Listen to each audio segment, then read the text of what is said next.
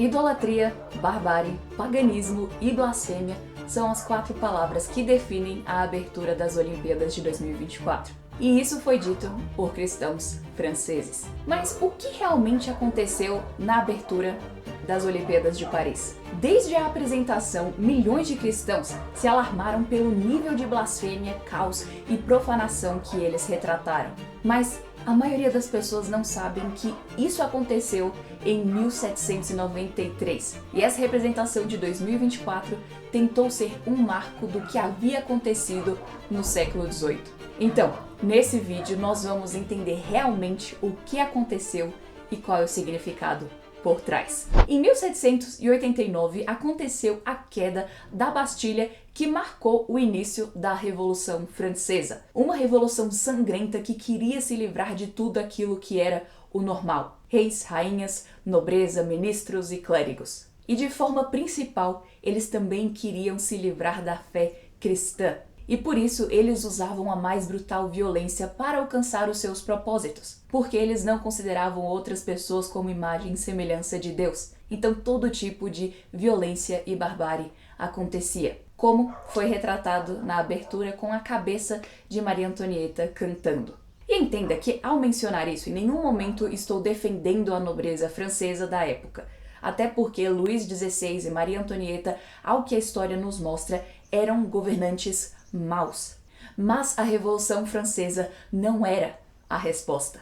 E o teólogo Francis Schaeffer faz uma comparação entre essa revolução ateia e sangrenta da França com a Revolução Americana e também com a Revolução Gloriosa da Inglaterra. Em primeiro ponto, com a Revolução Americana, que aconteceu em tempos similares da história, por eles terem uma forte base protestante e bíblica, eles conseguiram garantir de forma justa uma liberdade para que todas as denominações protestantes pudessem florescer nos Estados Unidos. E também na Inglaterra aconteceu a Revolução Gloriosa, que também ficou conhecida por ser a Revolução Sem Sangue. Mas também teve outro momento interessante que mostra uma postura cristã e protestante em face de governantes maus.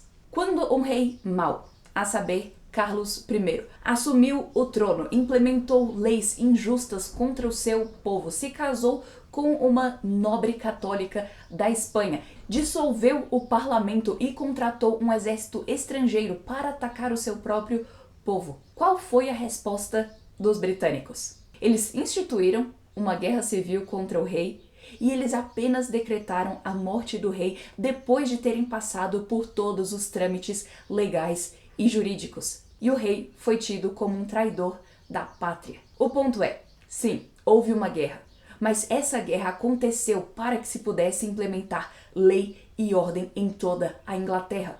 Enquanto que na França, essa revolução queria dissolver todo tipo de lei e ordem, instituindo o caos, assim como foi retratado na abertura das Olimpíadas. E tem mais uma coisa.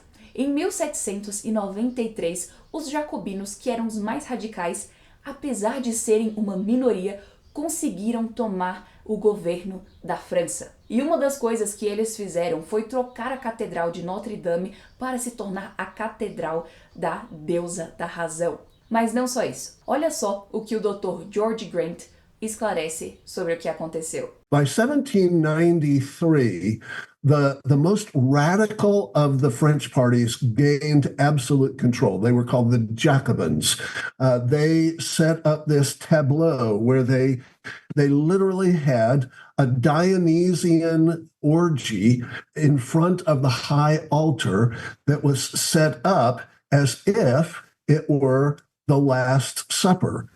Including a host of transvestites and lesbians posing as the apostles and as Christ himself, or itself, or herself, whatever it was. Wow. Em 1793, os jacobinos retrataram um banquete recriando a última ceia com lésbicas e travestis nos lugares dos apóstolos. O que aconteceu em 2024 foi uma tentativa de trazer o significado da Revolução Francesa para o mundo de hoje. Essa revolução foi uma rebeldia contra a cristandade.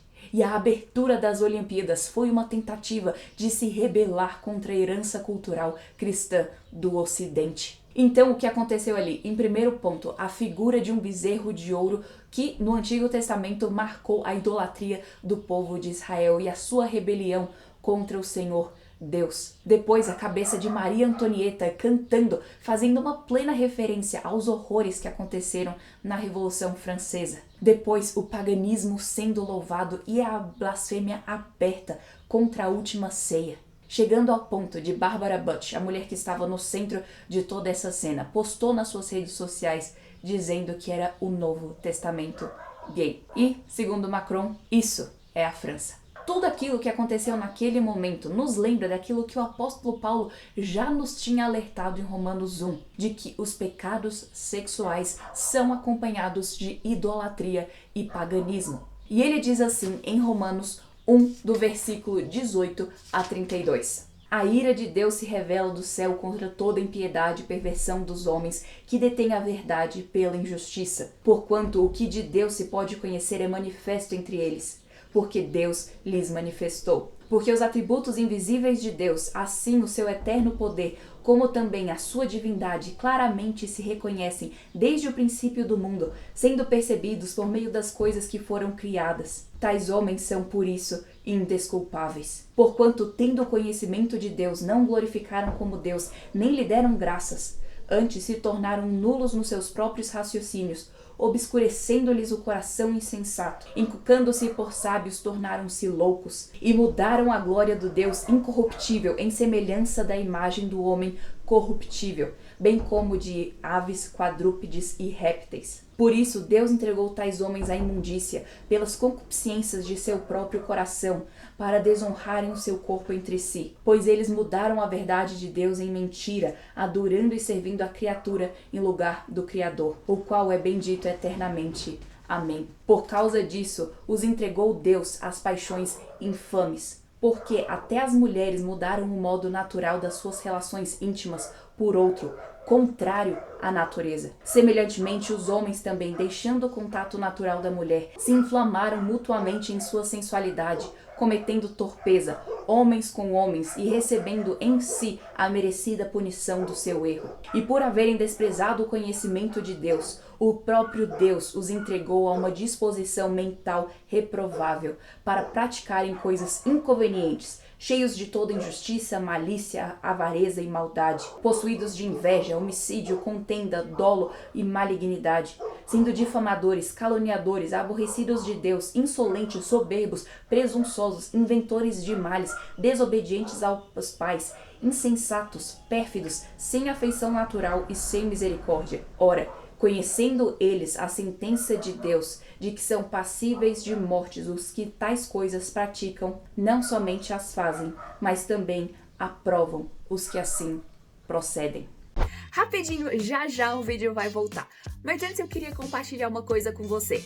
Você sabia que 64% de vocês que estão assistindo esse vídeo não são inscritos no canal? Pois é, você pode estar ajudando para que o YouTube esteja recomendando mais conteúdos como esse para mais pessoas, ajudando para que a palavra de Deus possa estar alcançando mais pessoas.